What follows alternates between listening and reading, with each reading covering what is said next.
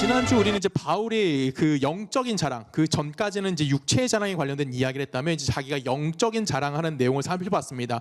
바울이 영적인 자랑했던 내용 중에 하나는 뭐냐면 내가 삼층청, 즉 세 번째 하늘에 다녀왔다라는 이야기를 하면서 나도 너희들 못지않게 거짓 교사들 못지않게 영적 체험에 대해서 부족하지 아니한 사람이라는 걸 증명했다라고 이야기하고 있어요. 그러나 여기서 중요하게 생각할 건 뭐냐면 바울이 뭐라 합니까? 그 내가 삼층천에 갔다 왔다는 걸 자랑하지 않겠다 라고 이야기해요. 그래서 3인칭을 갖고 이야기합니다. 내가 들어봤는데 누군가가 삼층천에 갔다 왔대 라는 얘기를 하는 거예요. 자기 이야기를 하면서 그런 식으로 이야기를 끌어가는 겁니다. 그래서 그렇지 않고 자기가 뭘 자랑한다고 이야기하면 나는 약한 것을 자랑한다 라고 이야기하고 있어요. 바울이 왜 자기를 약한 걸 자랑한다고 했을까요?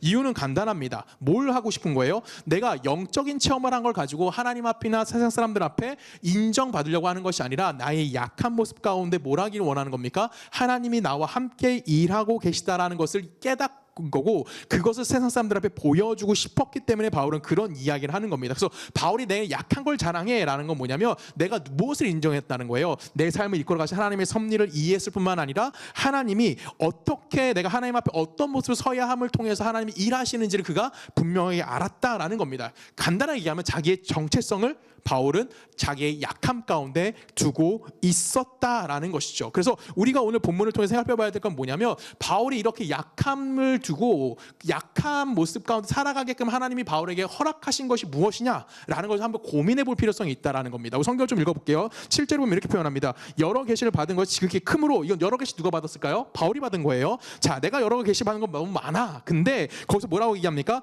너무 자만하지 않게 하시려고 내 육체의 가시 곧 사탄의 사자를 뭐 했어요?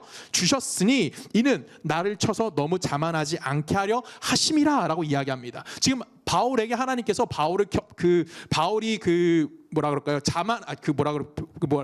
자랑하지 않게 하기 위해서 바울이 약하게 그의 삶을 약하게 유지하기 위해서 하나님이 바울에게 주신 것이 있어요. 그걸 뭐라고 표현됩니까? 여기는 육체의 가시, 그 다음에 사탄의 사자라고 이야기합니다. 보통 우린 이 본문을 이해할 때 어떻게 하냐? 그러면 하나님이 바울에게 준 육체의 가시가 뭐지?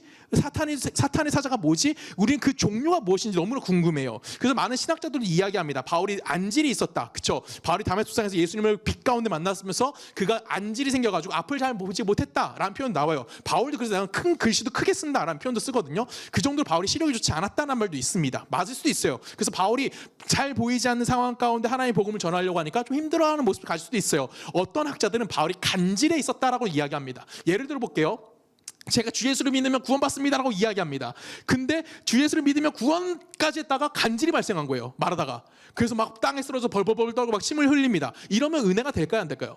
복음을 전하는데 굉장히 불편할 수도 있어요. 그래서 바울이 오늘 본문에 나오지만 3번 하나님께 기도하는 장면도 나옵니다. 하나님 나 이거 너무 힘들어요. 해결해 주세요라고 해요. 근데 우리가 놓치지 말아야 되는 건 뭐냐면 우리는 자꾸만 바울이 어떤 것을 가졌고 어떤 육체의 약점이 있었는지만 집중한다라는 거예요. 그래서 그것 때문에 바울이 신앙생활하는데 좀 불편했을 것이라 착각이라면은 거기에 너무 초점을 맞춘 경우가 많다라는 겁니다. 근데 오늘 본문에서 바울은 우리에게 해주고 싶은 이야기가 뭐냐면 여기 7절 중반에 보면 뭐라 되어 있냐면 내 육체의 가시 곧 사탄의 사자를 뭐 했대요? 하나님이 나에게 주셨다라는 표현이 나온다라는 거예요. 여기서 주셨다라는 표현이 에도데 모이라고 표현습니다. 이걸 직역하면 어떻게 직역할 수 있냐면 나에게 주어졌다라고 표현할 수 있어요. 이거는 그 신적 수동태라고 쓰여지는 겁니다. 그럼 바울이 원해서 바울에게 주어진 것이 아니고 바울이 찾아가서 그것을 얻어낸 것이 아니라 예수 그리스도께서 강제로 바울에게 뭐 한 겁니까?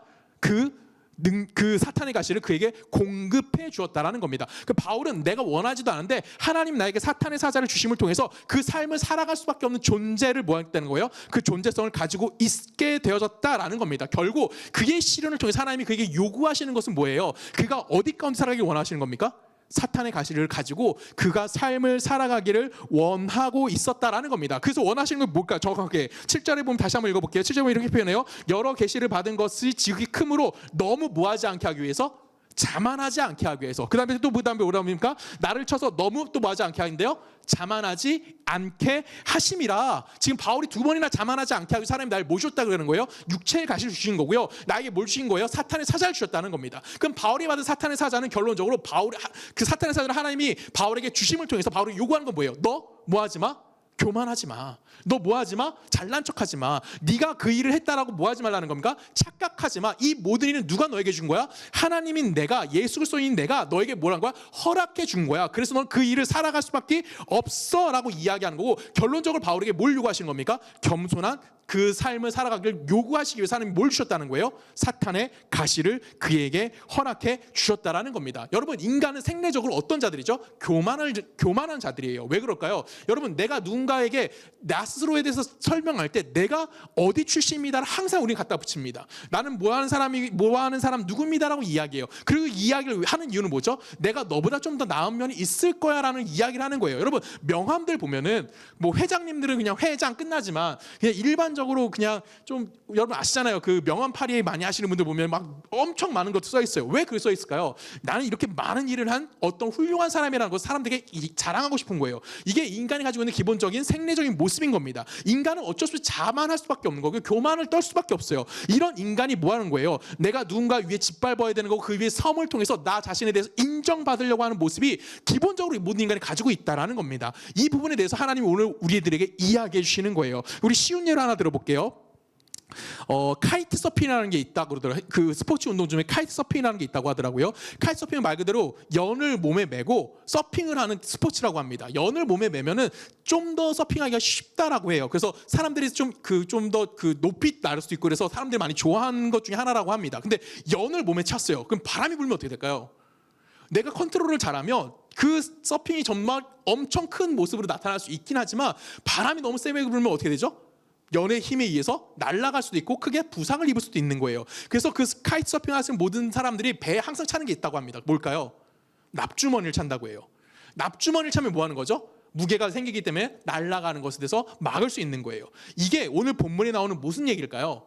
오늘 하나님이 바울에게 허락했다라고 이야기하는 에도데 모이의 형상이라는 겁니다. 내가 분명히 없으면 좀 더 화려하고 좀 더 멋있게 할 수 있지만 그것은 뭐가 되는 거예요? 내가 다치지 않게 하기 위한 뭐가 되는 거죠? 안전장치가 되는 겁니다. 성경도 이와 비슷한 장면 하나 등장을 해요. 그게 뭐냐면 우리 사무엘하고 가볼게요. 사무엘하 7장에 보면 이렇게 표현합니다. 제가 읽습니다. 사무엘 7장 5절에 보면 가서 주 내 종 다윗에게 말하기를 여호와께서 이와 같이 말씀하시되 내가 나를 위하여 내가 살 집을 하겠느냐라고 이야기합니다. 다윗 사무엘하 7장에 가면 어떤 이야기를 하냐면 너무나 기분이 좋았어요. 전 세계를 통일하고 이제 완벽해졌어요. 그래서 내가 너무나 좋은 왕국에 사는데 하나님은 어디 계신 거예요? 아직도 그냥 천막에 있는 거, 성막에 계신 거예요.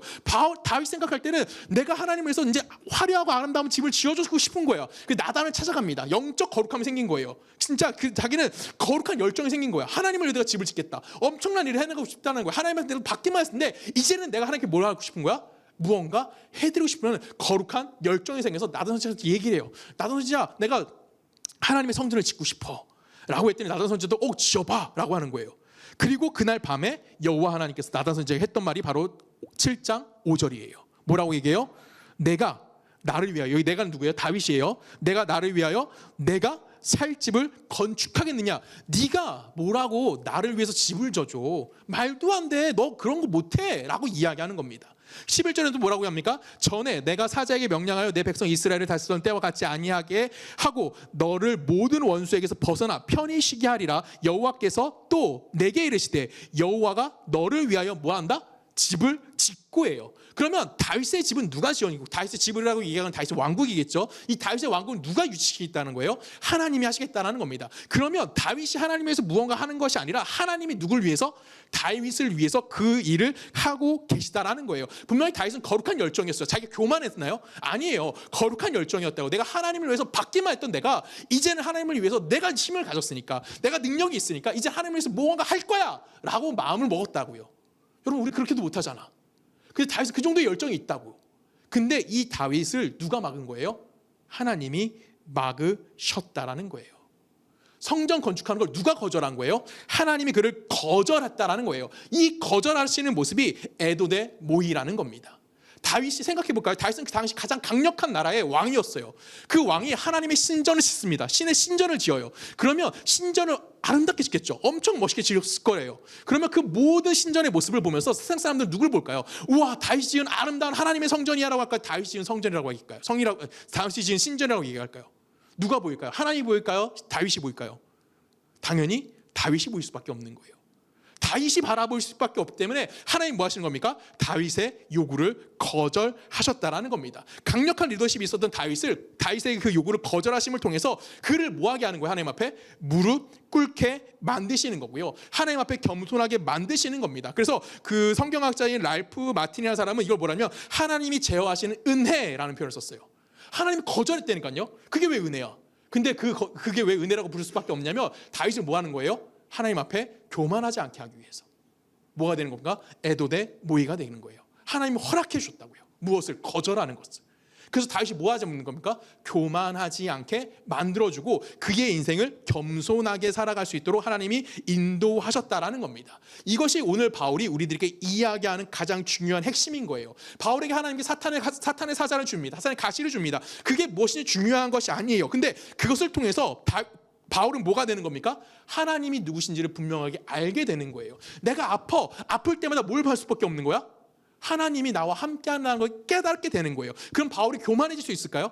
없는 거예요. 바울이 앞이 잘 안 보여요. 간질병이 나요. 그러면 그때마다 바울은 뭐가 생각될까요? 아, 내가 지금 이렇게 살아가는 건 누구 때문에? 하나님이 나와 함께 하시는 거구나. 내가 교만하지 않게 하기 위한 하나님의 안전장치구나. 하나님만을 바라볼 수 있게 만들어주는 하나님의 안전장치를 나에게 허락해 주셨구나. 그래서 나는 뭐 하는 거예요? 바울의 정체성. 어떤 정체성이에요? 하나님의 종으로서 삶을 살아갈 수밖에 없는 그 정체성을 깨닫게 되는 거고요. 그것을 잊지 않게 만드는 하나님의 은혜의 장면이라는 겁니다. 이걸 여러분들이 잊으면 안 되는 거예요. 제가 여러 번 얘기합니다. 계속해서 말하는 거지만 어떤 목사가 좋은 목사죠, 여러분?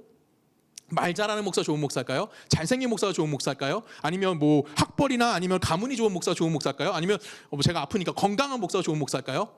그런 목사들도 좋은 목사라고 할 수는 있습니다. 근데 진짜 좋은 목사는 어떤 목사입니까? 자기 자신이 보이지 않는 목사여야 되는 거예요. 목사가 설교를 하고 목사가 사역했을 때 누가 나타나면 안 되는 거예요? 목사 자신이 보이면 안 된다고요.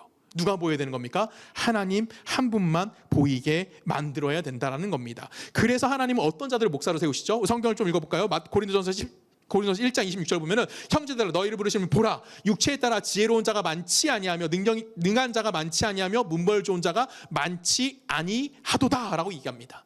하나님 누굴 쓰신다고요? 육체적으로 능력이 뛰어난 자들을 쓰지 않는다고요. 지혜로운 자 쓰지 않고 능력 있는 자 쓰지 않고 문별 좋은 자 쓰지 않으신다고요. 왜? 그 사람이 분명히 문별 좋은 자도 하나님 사용할 수 있어요. 능력 많은 자 하나님 사용할 수 있어. 근데 그 사람이 하나님의 일을 감당했더니 어떤 일이 발생하는 거야?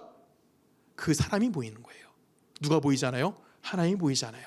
그 사람이 누굴 쓰신다고요?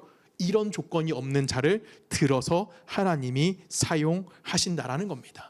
그리고 많은 사람들에게 하나님은 각자에게 맞는 영적 경험들을 허락하시는 거예요. 그런 그 경험을 통해서 하나님과 내가 특별한 관계이다라는 걸 증명해내는 것이 아니라 하나님의 어떠하심을 알게 만들어 주시는 겁니다. 그래서 우리는 이 땅을 살아가면서 하나님을 경험하는 삶을 사는 거고요. 경험함을 통해서 내가 자랑하라고 하는 우리에게 여러 가지 경험을 허락하시는 것이 아니에요. 하나님 우리에게 경험하게 하시는 이유는 뭐죠?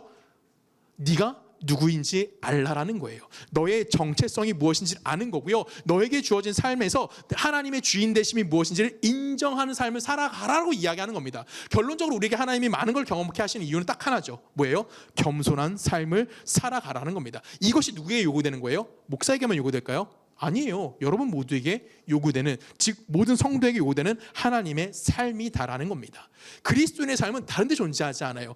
그리스도의 삶은 어떤 업적을 쌓아가는 자들이 아니에요. 그리스도인들은 어떤 대단한 일을 하는 사람들이 아니에요. 그리스도인들은 하나님의 은혜 안에서 주어진 현상 속에서 뭐 하는 겁니까? 하나님의 말씀에 순종하는 삶을 사느냐, 그렇지 않느냐, 하나님을 아느냐, 하나님을 알지 못하느냐의 삶 가운데 놓여 있는 거지, 내가 무슨 일을 하냐는 하나님 앞에 중요할까, 중요하지 않을까요?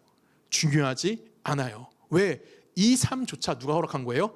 에도데모이, 하나님이 우리에게 허락한 삶이라는 겁니다. 왜? 하나님만을 바라보게 하기 위한 안전장치요.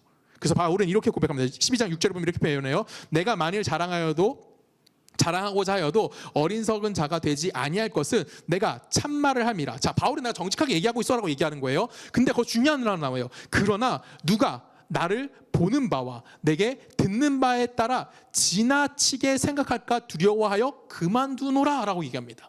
여러분, 바울이 뭐라고 얘기했어요? 누군가 날 바라보고 있어. 누군가가 내 말을 듣고 생각을 하는데, 오, 바울이 너무 대단한 사람 같아 라고 바울이 그렇게 생각하면 걱정한다고요. 그래서 내가 뭐 하지 않겠다고? 이런 영적인 자랑 하지 않는다고요. 이해 가십니까? 우리 모두에게 영적인 게 다 허락되어 있어. 각자 다르잖아요. 그렇죠? 누가 경험한지 어떤 걸 경험한지 우리는 알지 못해요. 근데 그걸 누가 자랑하고 싶어. 내가 하나님 나라가 천국을 보고 왔어요. 그래서 뭘 하는 사람도 있어요. 막 천국의 그림을 그리는 사람도 있고요. 뭐 예언하는 사람도 있어요. 그걸 다 하라고. 근데 문제는 뭐라고요? 그걸 중에 누가 보이면 안 돼? 네가 보이면 안 된다고요. 그래서 바울은 뭐라고 합니까? 두려워하며 그만 두어 놓라. 내가 보이기 시작하면 뭐 하는 거예요? 그거는 이미 하나님의 은혜가 아니라는 거예요. 그래서 바울은 뭐 할 수밖에 없는 거가 자기의 말을 사람들이 주체가 내가 말하는 것, 내가 행동하는 것의 주체가 자기가 될까 봐 바울은 늘 극도로 어떤 삶을 산 거예요? 경계하는 삶을 살 수밖에 없었다라는 겁니다. 그래서 바울은 항상 편지마다 자기를 소개해요. 그 소개할 때 뭐라고 소개할까요? 그리스도 예수의 모든 누가 바울이라고 표현할까요? 그리스도의 모든 뭐가 됐다고 표현할까요? 바울은 항상 그리스도의 종된 나 바울은 이란 표현을 써요. 여러분 이스라엘에서 종은 좋은 자일까요? 나쁜 자일까요? 이거는 뭐 의미가 없어요. 종에 대해서는 정말 이거는 사람의 존재 가치성 갖지 못한다고요. 근데 자기는 항상 뭐라고 표현하냐면 나는 그리스도의 종이라고 표현해요. 다른 표현도 쓰지 않아요. 나는 그리스도의 사도야. 나는 그리스도의 뭐야. 나는 그리스도의 뭐야 라고 표현할 수 있는데 바울은 항상 자기를 뭐라고 표현한다고요? 그리스도의 종이라고 표현함을 통해서 내가 하나님이 내게 시켜준 그 일을 하면서 뭐 하는 거예요? 쉽게 말하면 동참함을 통해서 나의 삶은 기쁩니다 라고 이야기하는 겁니다.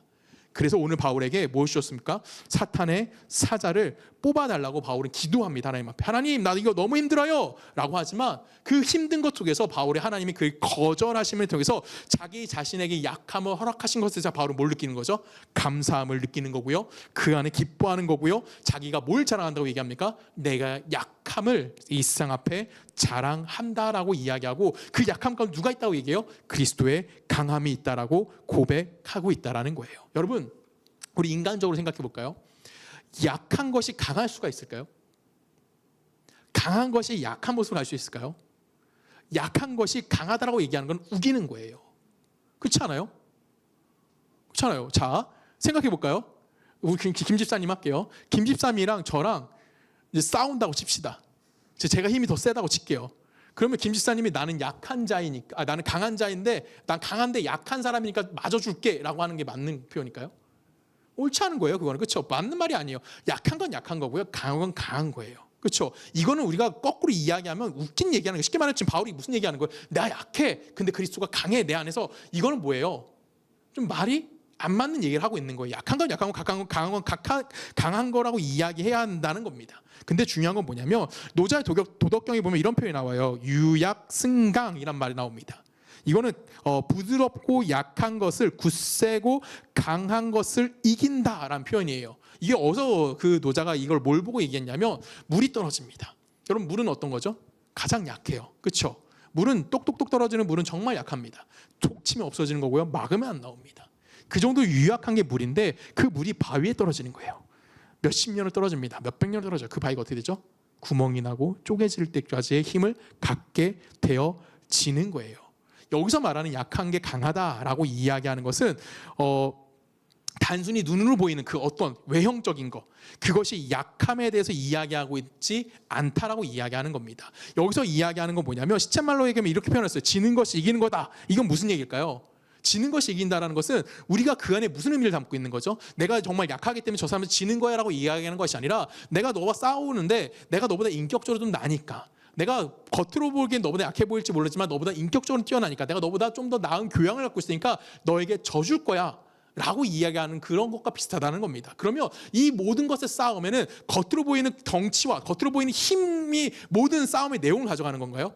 그렇지 않죠. 그 내용에는 뭐가 담겨 있는 거예요? 그 사람의 어떤 삶을 살고 왔는지 어떤 인격을 겸비하고 있는지에 관련된 내용이 그 안에 담겨져 있다라는 겁니다. 단순히 눈에 보이는 그 어떤에 대해서 이야기하는 것이 아니라는 거예요. 오늘 바울이 그 얘기를 하는 겁니다. 내가 약한데 그 약한 것이 꼭 강함이야 라고 이야기하는 것은 세상 속에서 내가 병들어 있고 세상적으로 인정받을 수 없음에도 불구하고 성도의 신앙은 망하지 않아 라고 이야기하는 것과 동일한 겁니다. 왜 이렇게 이야기할 수 있을까요? 그 싸움은 우리는 누구에게 그 판단받아야 되는 거죠. 우리 신앙의 기준 누구에게 있는 거죠? 하나님에게 있는 겁니다. 세상 사람들의 기준으로 봤을 때 우리는 아무것도 가진 자가 안 되어야 되는 거예요. 우리는 모든 것이 없는 자들이 되어져야만 한다라는 겁니다. 근데 누구 앞에 섰을 때, 하나님 앞에 섰을 때 우리는 누굴 가지고 있는 자가 되어야 되는 거예요? 하나님을 가지고 있는 자가 되어져야만 한다라는 거예요. 그래서 모든 그리스도인에게 요구되어지는 가장 기본적인 핵심은 뭐냐면 세상적인 힘을 갖지 말라라는 거예요. 그렇다고 여러분 돈 벌지 말고, 여러분 직장 취업하지 말고, 여러분 그냥 어디 창고 속에 들어가 살라는 얘기가 아니라 세상에서 누군가를 짓밟기 위한 힘을 갖지 말라라는 거예요.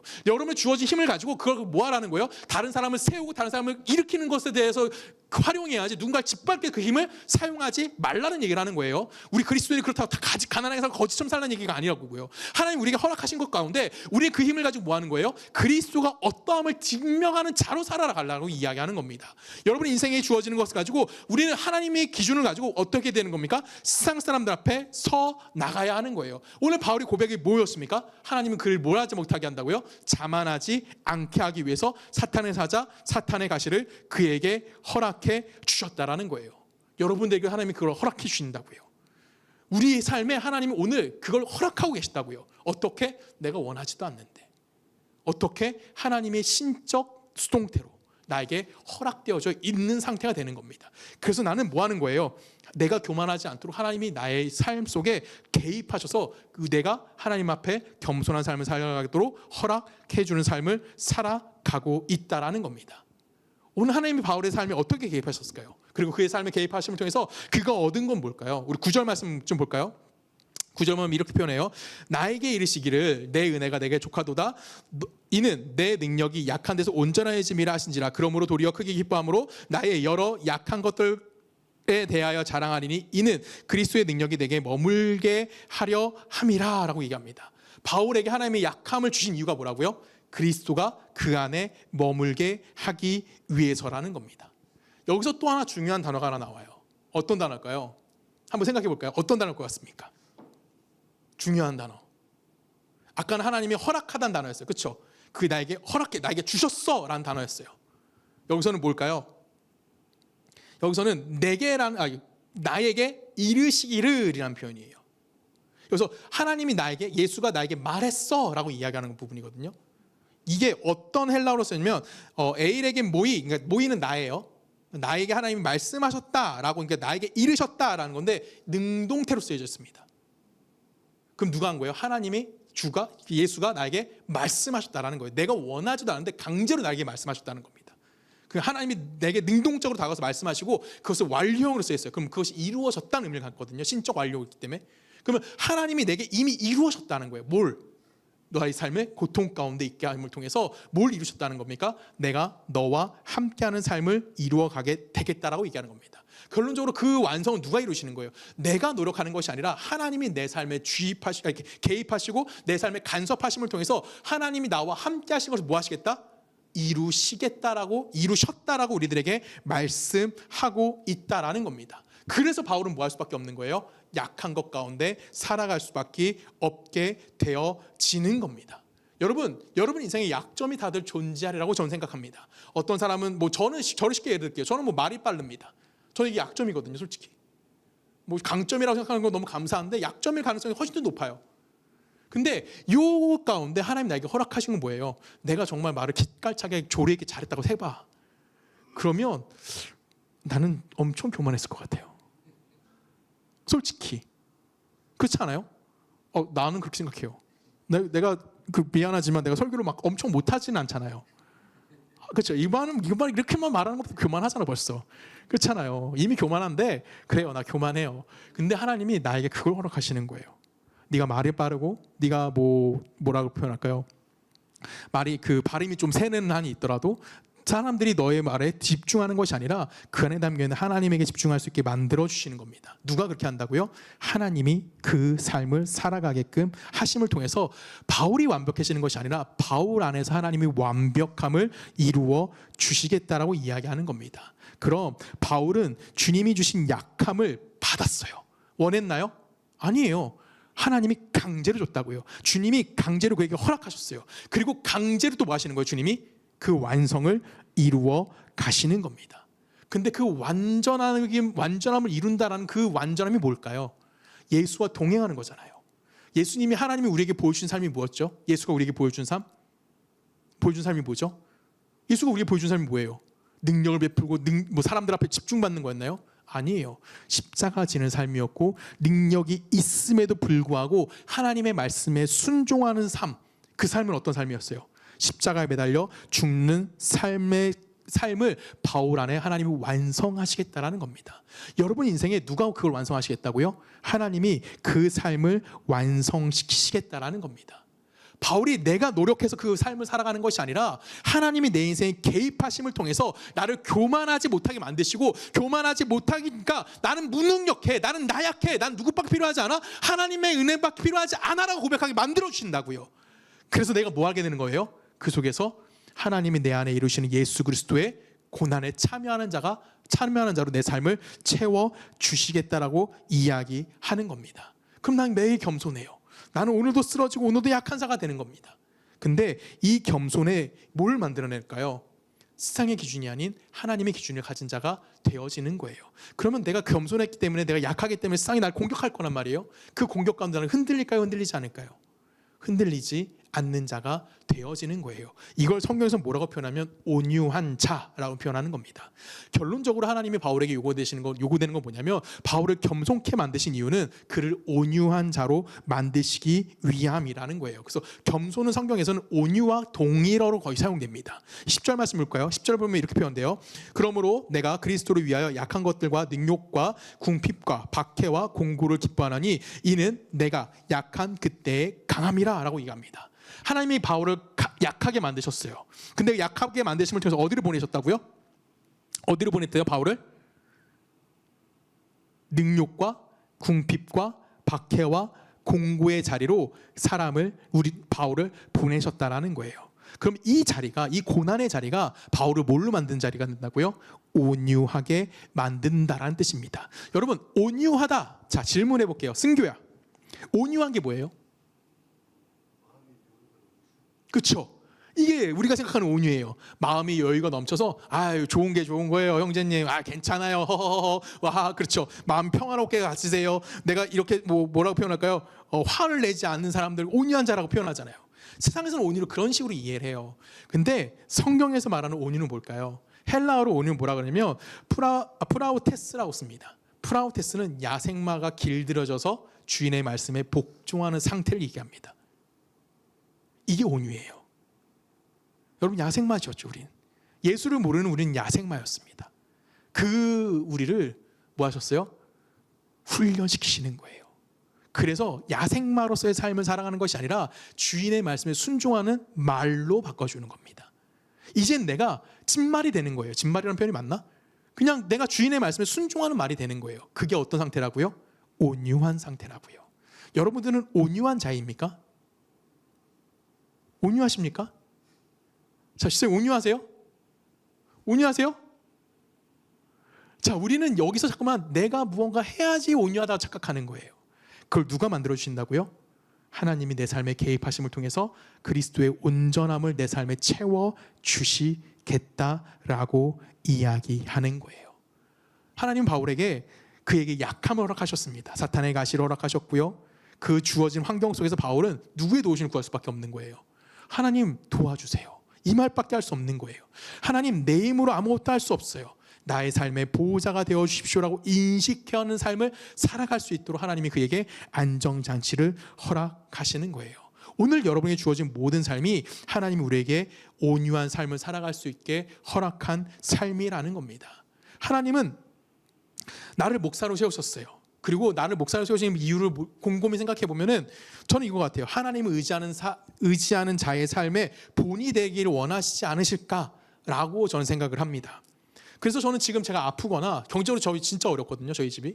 근데 이 어려움 속에서 내게 허락되지 않는 이런 것들, 육체의 연약함도 있고 경제적으로 어려운 것도 있긴 한데, 이런 것들 가운데 하나님이 나에게 뭘 요구하시는 걸까요? 온유함을 요구하시는 거예요. 이런 환경 가운데 너 뭐하지 마? 흔들리지 마. 이런 환경 가운데 좌절하지 마. 이런 환경을 넘어지지 마.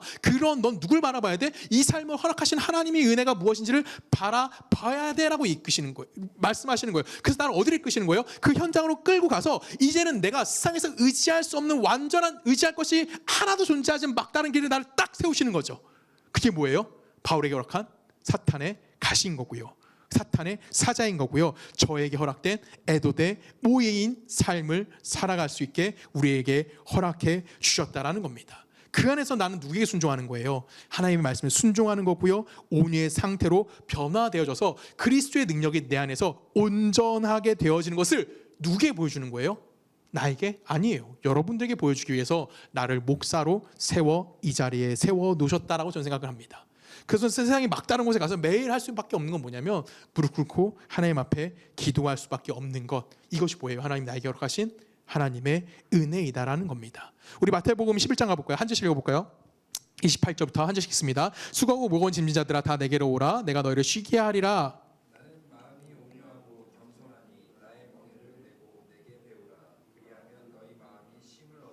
이는 내 멍에는 쉽고 내 짐은 가벼움이라 하시니라 라고 얘기합니다. 여러분 수고하고 무거운 짐들아 내게로 오라. 이건 너무나 우리가 모두 다 원하는 말이죠. 수고하고 무거운 거 짐 다 내려놔. 내가 그 짐 뭐 해줄 거야? 짊어질 수 있도록 도와줄게 라고 얘기해요. 이거 뭐 우리가 예전에도 많이 이야기한 내용이지만 이 배운다라는 의미가 어떤 의미였죠? 어미소와 새끼소예요. 어미소 어깨에 짐을 짊어지고요. 새끼소가 멍에 배우는 거거든요. 그러면 새끼소는 그 어미가 이미 짐의 무게를 다 갖고 있기 때문에 새끼소는 무게를 느낄까요? 안 느낄까요? 거의 못 느껴요.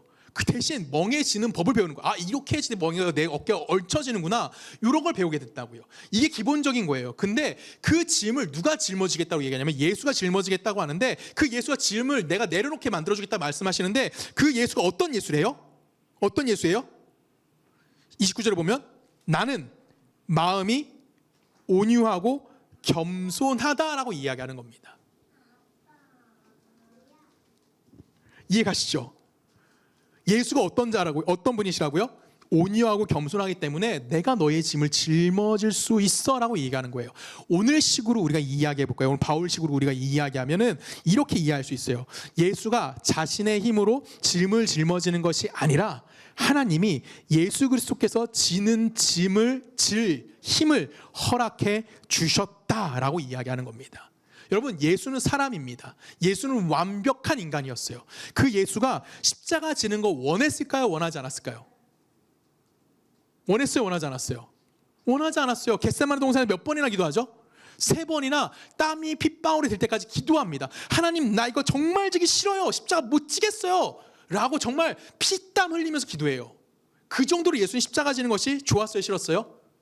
쉽지 않았다고요. 그 짐이 너무 무거웠다고요. 그리고 예수님 마지막 십자가 위에서 뭐라고 절규하시죠? 아버지 어찌하여 나를 버리십니까?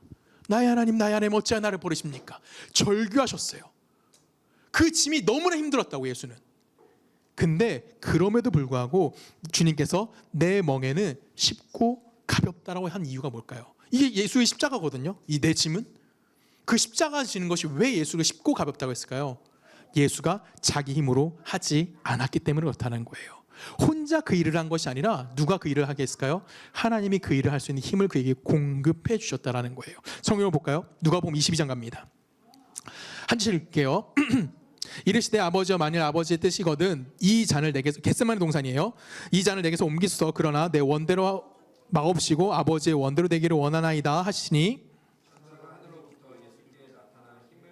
예수께서 힘쓰고 더욱 애써 더욱 간절히 기도하시니 땀이 땅에 떨어지는 핏방울 같이 되더라라고 얘기합니다. 자, 누가 예수의 기도를 돕습니까? 천사가. 예수가 혼자 그 일을 감당한 게 아니라 누가? 하나님이 그 일을 함께 가시겠다라는 겁니다. 하나님이 예수에게 어떤 명령을 허락하시는 거예요. 어떤 사역을 주시는 겁니다. 그리고 그 사역을 허락하시고서 단순히 야 너 해봐 나 멀리서 구경할게 이렇게 쳐다보고 계신 것이 아니에요. 어디 계시다고요? 항상 그 옆에서 함께 해 주신다라는 거예요. 인간의 무기력함이 뭐였어요? 하나님 나 십자가 못 지겠어였어요. 근데 그 무기력에 뭘 채우시는 거예요? 하나님의 능력을 채우시는 거예요. 핏방울이 땀방울이 될 때까지 기도했지만 그 기도의 결론은 뭐예요? 내 원대로 마옵시고 아버지 원대로 되길 원합니다. 즉 하나님의 능력이 그 안에 채워지는 삶을 산다라는 겁니다. 여러분 왜 수고하고 무거운 짐진 우리가 삶을 살아가는데 힘들지 아십니까? 여러분 여러분의 삶에 주어진 무게가 왜 힘든지 아십니까? 왜 힘들어요 우린?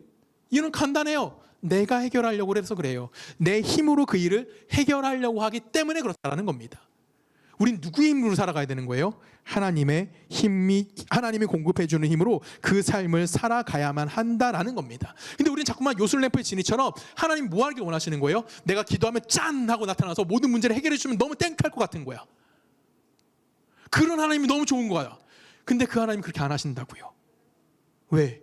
그렇게 하면 그 일이 진행되어지지 않기 때문에 그래요. 우리는 내가 대적을 누를 힘을 갖고 세상 속에 내가 예수 믿는 자야라고 외치고 싶은데 하나님은 그렇게 하지 않는다고요. 여러분, 목사를 저주하는 사람이 있다고 칩시다. 제가 오늘도 교회 오기 전에 친구랑 통화했는데 그 친구가 어떤 목사를 막 저주하더라고요. 저주하는 소리를 했어요. 그럼 비슷한 소리 했어요. 자, 그럼 누군가 저를 저주하는 사람도 있겠죠. 조성원 목사 욕하는 사람도 있을 거예요. 그렇죠? 그러면 그 저주를 한 사람은 죽을까요? 하나님의 저주를 받아서? 목사한테 감히 목사에게 저주를 했는데 그럼 그 사람은 어떻게 될까요? 자, 예를 들어 승규가 나를 저주했어. 지금 조성원 목사 쌍빡 삐삐삐 했어. 그럼 너 저주받고 죽을 거야 지금 당장? 하나님 죽여버리시나? 아니에요. 그 저주는 누가 받는 거죠? 저주의 소리는 내가 듣는 거예요. 나는 그 저주를 듣는 삶을 살아가는 겁니다. 이해가세요? 근데 그 저주를 들리는 삶 속에 나 혼자 하나님 내버려 두는 것이 아니라 나와 함께 그 삶을 살아가게끔 하시는 거예요. 하나님은 나에게 욕먹는 삶을 허락해 주시고요. 그 욕먹는 삶 속에서 삶을 살아낼 수 있도록 하나님 나와 뭐 해주시는 건다고요? 함께 해 주시는 겁니다. 하나님은 현실을 극복하는 힘을 여러분이 허락하시는 것이 아니라 현실을 감내하는 힘을 허락해 주시는 거예요. 그게 우리에게 요구되는 온유한 삶이라는 겁니다. 여러분, 바울의 신앙의 위치를 보면 너무나 형편이 없어요. 그를 공격하는 자들은 어땠어요? 스스로 자기 자신을 인정했잖아요. 나는 유대인이고 나는 뭐고 인정합니다. 내가 기도할 때만 하나님 나에게 응답해 주셔라고 합니다. 근데 바울은요? 바울은 어땠죠? 바울은 가는 곳곳마다 힘들어요.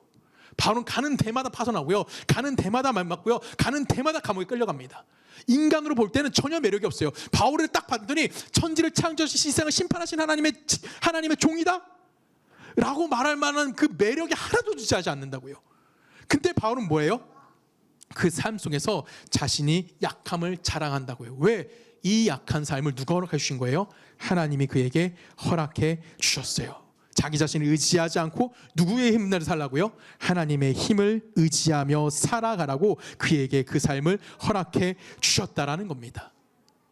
하나님이 그 힘을 우리가 원할 때 주시면 참 감사하겠지만 하나님은 우리에게 그 삶을 허락해 주지 않아요. 그렇다고 여러분 하나님의 능력이 있다고 칩시다.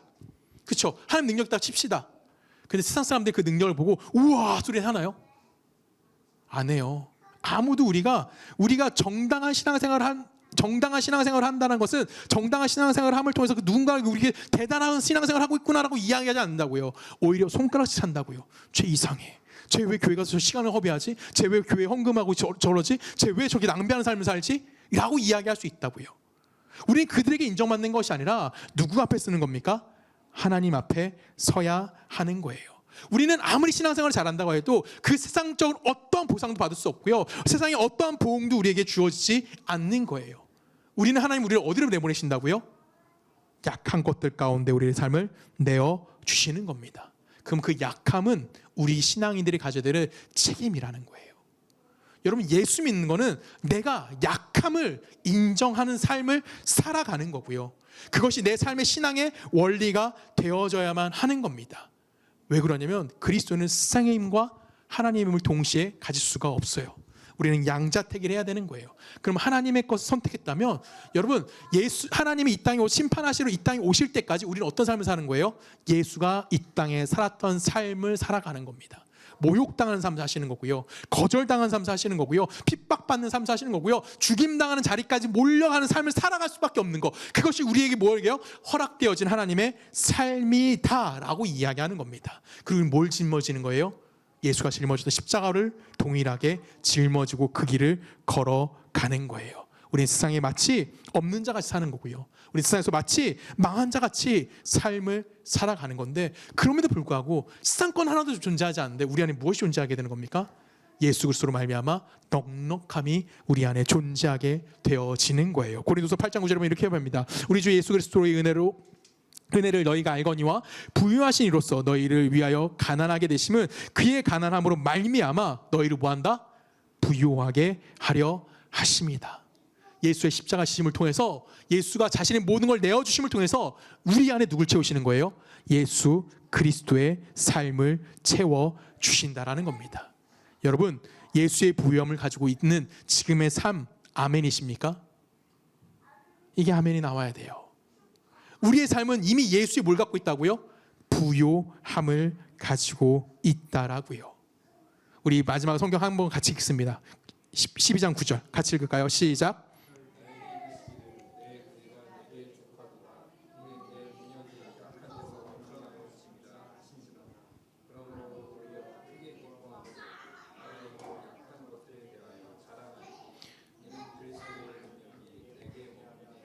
자, 마지막 만 제가 다시 읽습니다. 이는 그리스도의 능력이 내게 머물게 하려 함이라.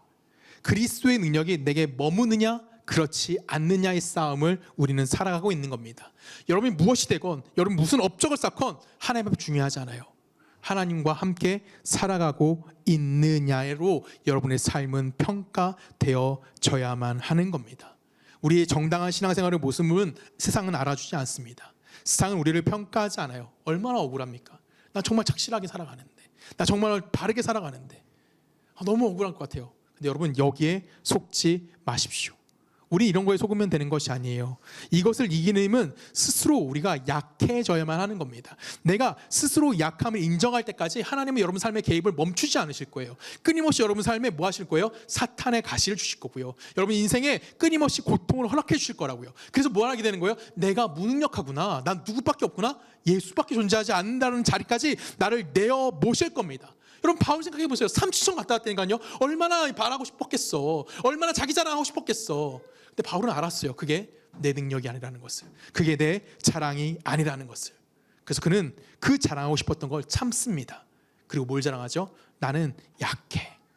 그 약함에는 그리스도가 머물고 계셔라고 이야기하는 겁니다.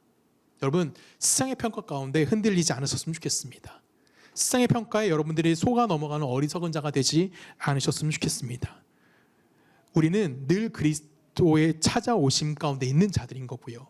그리고 찾아오심 안에서 그와 함께하는 법을 배워가는 겁니다. 그리스도가 내 삶에 머물러 있는 삶 안에 나의 모든 삶의 초점이 맞춰져야만 한다라는 겁니다. 이것이 예수 믿는 우리들의 신앙생활이라고 이야기할 수 있는 거고요. 이것이 우리에게 알게 하시는 하나님의 마음인 겁니다. 여러분, 이 하나님의 마음을 잊지 마시고 그 하나님의 마음을 동참할 수 있는 우리 모두가 되기를 주님의 이름으로 간절히 부탁드립니다. 우리 함께 기도하십니다.